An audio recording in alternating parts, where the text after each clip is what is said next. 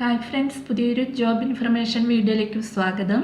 അപ്പോൾ ഇന്നത്തെ ഒരു വീഡിയോയിൽ നമ്മൾ നോക്കാൻ പോകുന്നത് പൊതുമരാമത്ത് വകുപ്പിലും കേരള പോലീസിലും ഹോമിയോപ്പതി മെഡിക്കൽ കോളേജിലും വന്നിട്ടുള്ള ജോലി ഒഴിവുകളെ കുറിച്ചിട്ടാണ്. കേരള PSC വഴിയാണ് പുതിയ വിജ്ഞാപനം വന്നിട്ടുള്ളത്. സ്ഥിര നിയമനമാണ് വന്നിരിക്കുന്നത്. വിവിധ ജില്ലകളിലായിട്ട് ഒഴിവുകൾ വന്നിട്ടുണ്ട്. അപ്പോൾ നമുക്കൊരു നോട്ടിഫിക്കേഷൻ്റെ കൂടുതൽ ഡീറ്റെയിൽസ് നോക്കാം. വീഡിയോയിലേക്ക് പോകുന്നതിന് മുമ്പ് നിങ്ങൾ ആരെങ്കിലും ആദ്യമായിട്ടാണ് ഈ ചാനൽ കാണുന്നതെങ്കിൽ മറക്കാതെ സബ്സ്ക്രൈബ് ചെയ്ത് വയ്ക്കുക. അതോടൊപ്പം തന്നെ പുതിയ നോട്ടിഫിക്കേഷൻ കിട്ടുന്നതിന് വേണ്ടി തൊട്ടടുത്തുള്ള ബെൽ ബട്ടൺ കൂടി എനേബിൾ ചെയ്യുക. അപ്പോൾ ഞാൻ അപ്ലോഡ് ചെയ്യുന്ന പുതിയ ജോബ് ഇൻഫർമേഷൻ വീഡിയോസ് നിങ്ങൾക്ക് പെട്ടെന്ന് തന്നെ നോട്ടിഫിക്കേഷനായിട്ട് ലഭിക്കുന്നതായിരിക്കും. ആദ്യം ഗവൺമെൻറ് ഹോമിയോപ്പതിക് മെഡിക്കൽ കോളേജിൽ വന്നിട്ടുള്ള വേക്കൻസി നോക്കാം. നഴ്സ് ഗ്രേഡ് 2 തസ്തികയിലേക്കാണ് ഒഴിവ് വന്നിട്ടുള്ളത്. 18/2025 ഇതിൻ്റെ കാറ്റഗറി നമ്പർ വരുന്നത്. ശമ്പളം 27,900 മുതൽ 63,700 രൂപ വരെയാണ് ലഭിക്കുന്നത്. ഒഴിവുകളുടെ എണ്ണം പറഞ്ഞിട്ടില്ല. നേരിട്ടുള്ള നിയമനമാണ് നടത്തുന്നത്. പ്രായപരിധി വരുന്നത് 18 മുതൽ 36 വയസ്സ് വരെയാണ്. 2/1/1989 1/1/2007 ഇടയിൽ ആ ഡേറ്റ് ഉൾപ്പെടെ ജനിച്ചവർക്ക് ഇതിലേക്ക് അപേക്ഷിക്കാവുന്നതാണ്. പട്ടികജാതി പട്ടികവർഗ വിഭാഗത്തിലുള്ളവർക്കും മറ്റ് പിന്നാക്ക വിഭാഗത്തിൽ ഉൾപ്പെട്ടിട്ടുള്ളവർക്കും നിയമാനുസൃതമായ വയസ്സുളവ് ലഭിക്കുന്നതാണ്. ക്വാളിഫിക്കേഷൻ വരുന്നത് SSLC പാസ്സായിരിക്കണം, അല്ലെങ്കിൽ തത്തുല്യ യോഗ്യത ഉണ്ടായിരിക്കണം. കൂടാതെ കേരള ഗവൺമെൻറ്റിൻ്റെ general nursing and midwifery course വിജയകരമായി പൂർത്തിയാക്കിയ ശേഷം ലഭിച്ച പാസ് സർട്ടിഫിക്കറ്റ് അല്ലെങ്കിൽ ഗവൺമെൻറ് അംഗീകരിച്ച തത്തുല്യ യോഗ്യത ഉണ്ടായിരിക്കണം. അപ്പോൾ ഈ യോഗ്യതയുള്ള ഉദ്യോഗാർത്ഥികൾ പ്രൊബേഷൻ കാലയളവിൽ ഹോമിയോപ്പതി വകുപ്പിന് കീഴിലുള്ള ഏതെങ്കിലും ഒരു ആശുപത്രിയിലെ ഫാർമസിയിൽ 3 മാസത്തെ ട്രെയിനിങ് പൂർത്തീകരിക്കണം. അടുത്തത് പൊതുമരാമത്ത് ഇലക്ട്രിക്കൽ വിഭാഗത്തിൽ ലൈൻമാൻ തസ്തികയിലേക്കാണ് ഒഴിവ് വന്നിട്ടുള്ളത്. 32/2025 കാറ്റഗറി നമ്പർ വരുന്നത്. 26,500 മുതൽ 60,700 രൂപ വരെയാണ് ശമ്പളം ലഭിക്കുന്നത്.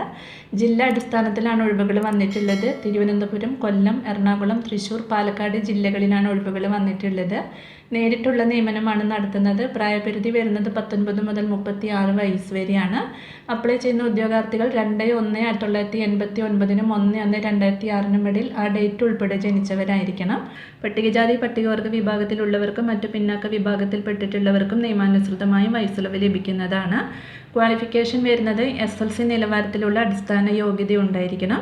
കൂടാതെ ഗവൺമെൻറ് അംഗീകൃത സ്ഥാപനത്തിൽ നിന്നും 1 വർഷത്തിൽ കുറയാതെയുള്ള പഠനത്തിന് ശേഷം ഇലക്ട്രിക്കൽ എഞ്ചിനീയറിംഗ് ലഭിച്ചിട്ടുള്ള സർട്ടിഫിക്കറ്റ്, അല്ലെങ്കിൽ city and guilds of London ഇൻസ്റ്റിറ്റ്യൂട്ടിൽ നിന്നും AC ഇൻ്റർമീഡിയറ്റ് ഗ്രേഡിലുള്ള ഇലക്ട്രിക്കൽ എഞ്ചിനീയറിംഗ് പരീക്ഷ പാസ്സായിരിക്കണം.